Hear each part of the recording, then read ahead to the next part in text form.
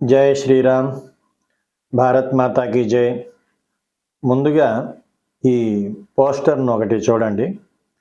అదే బ్రదర్ అనిల్ కుమార్ మరియు తన భార్యకు సంబంధించిన పోస్టర్.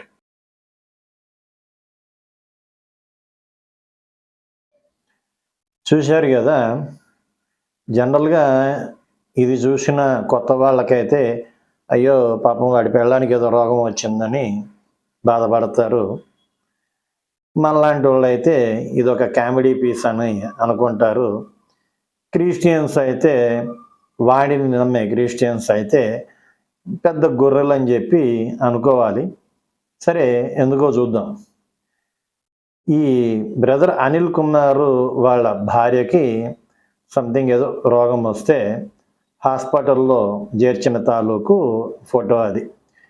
ఆక్సిజన్ పెట్టారు, ఇంజక్షన్స్ అవి ఇవి ఇక అన్ని కామన్ అవి. అందులో వింత ఏముంది, ఎవడికి ఏ రోగం వచ్చినా కూడా హాస్పిటల్కి వెళ్తారు, సహజమే కదా అంటే కాదు. ఎందుకంటే ఈ బ్రదర్ అనిల్ కుమార్ అనేవాడు ఒకసారి సమావేశంలో వర్షం పడిపోతూ ఉంటే వీడు in the name of Jesus వర్షం ఆగిపోవునుగాక అని కేకలు పెడితే పాపం వర్షం ఆగిపోయిందంట. అది చెప్పాడు వాడు, మనం నమ్మాలి. అట్లాగే వీళ్ళ అబ్బాయి వేరే దేశంలో చదువుకుంటా అక్కడేదో అగ్ని ప్రమాదం జరిగితే వాళ్ళ నాన్న ఇచ్చిన ప్రార్థనా శక్తితో వీడు కూడా in the name of my father అని చెప్పి అక్కడ ఆ అగ్ని ప్రమాదాన్ని ఆపేశాడంట. అలాగే ఈ బ్రదర్ అనిల్ కుమారు స్వస్థత సభలు అని చెప్పి పెట్టి అక్కడికి వచ్చే వాళ్ళందరికీ ఏ ఏ రోగాలు ఉన్నాయో అవన్నీ వాడే చెబుతాడు. డాక్టరు ఇచ్చిన రిపోర్ట్లు చూసి చెప్పడం కాదు, వాడంతటా వాడే కళ్ళు మూసుకోగానే ఆ యొక్క యేసు ప్రభు వాడి మెదడులోకి వచ్చి ఏ ఏ వాళ్ళకి ఏ ఏ రోగాలు ఉన్నాయని చెప్పి ఆడు చెబుతూ ఉంటే వీడు పిలుస్తాడు. స్టేజ్ మీదకి వచ్చిన తర్వాత ఎంబట్నే ఇట్లా నెత్తిన చేయబెట్టి in the name of Jesus నీకు ఆ దయ్యము వెళ్ళిపోవునుగాక, ఈ దయ్యము వెళ్ళిపోవునుగాక అంటాడు. ఇక్కడ ఏంటంటే వాళ్ళ పరిభాషలో రోగం అనేది దయ్యం భరతం వల్ల వస్తుంది. ఇప్పుడు దేవుని నామములో ఈ దయ్యాన్ని వెళ్ళగొడితే ఆటోమేటిక్గా ఆ రోగాలు తగ్గుతాయి అన్నమాట. అలా చాలామంది ఈ ఎదవని నమ్మి రోగాలు పోగొట్టుకున్నాం అనే భ్రమలో కొంతమంది ఉన్నారు. కొన్ని చిన్న చిన్న అయ్య తగ్గిపోతాయి కాబట్టి కొంతమంది నేరుగా పరలోకానికి ప్రయాణం కట్టారు. సరే, పరలోకానికి ప్రయాణం కట్టిన వాళ్ళ వివరాలు మళ్ళీ ప్రత్యేకంగా వీడియోలు చేసి ఎవరు పెట్టరు కదా. పాపం అట్ట వీళ్ళ పాపం అట్ట గడిచిపోయింది. సరే, ఇంత మహిమ గల ఒక భర్త ఒక కొడుకు ఉండంగా ఈ షర్మిలకి ఏం దరిద్రం పట్టింది హాస్పిటల్లో చేరటానికి.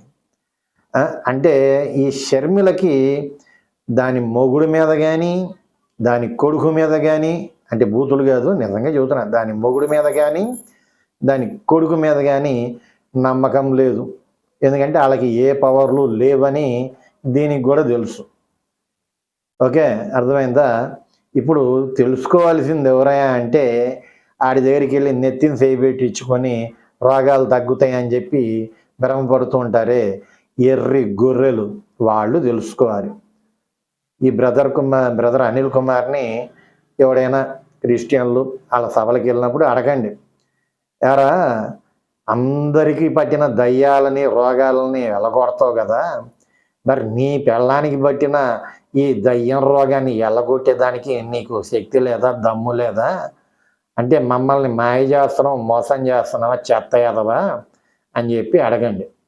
అదేవిధంగా ఎర్రి గొర్రెలారా మీరు కూడా తెలుసుకోండి, ఆడి పెళ్ళానికి పట్టిన దయ్యం రోగాన్ని వదల్చలేనోడు మీకేం రోగాలు వదులుస్తారా, పిచ్చి ఎర్రి గొర్రెలారా. ఓకే, కాబట్టి ఈ పాస్టర్ల ముసుగులో ఈ మోసాలు చేసే ఎదవలు ఎవరైతే ఉన్నారో వాళ్ళందరినీ గమనించండి. ఇప్పుడు ఈడి వంతు వచ్చింది. అంతకుముందు కలవరి సతీష్ గారు కూడా కర్చీపులు ఇచ్చి ఆయిల్ రాసి రోగాలు తగ్గిస్తానని చెప్పి బాగా ప్రచారం చేశాడు. ఇప్పుడు కూడా అలాగే చేస్తున్నాడు. ఆడిని నమ్మే ఎదవలు కూడా చాలామంది ఉన్నారు. అయినా ఆడికి రోగం వస్తే ముడుకు వెళ్ళి హాస్పిటల్కి వెళ్ళి సెలైన్ పెట్టించుకుంటాడు. దాని తాలూకు ఫోటో కూడా అప్పట్లో వైరల్ అయింది. ఈ పాస్టర్లనే ఏ ఎదవికి కూడా రోగాలు తగ్గించే మహిమలు లేవు.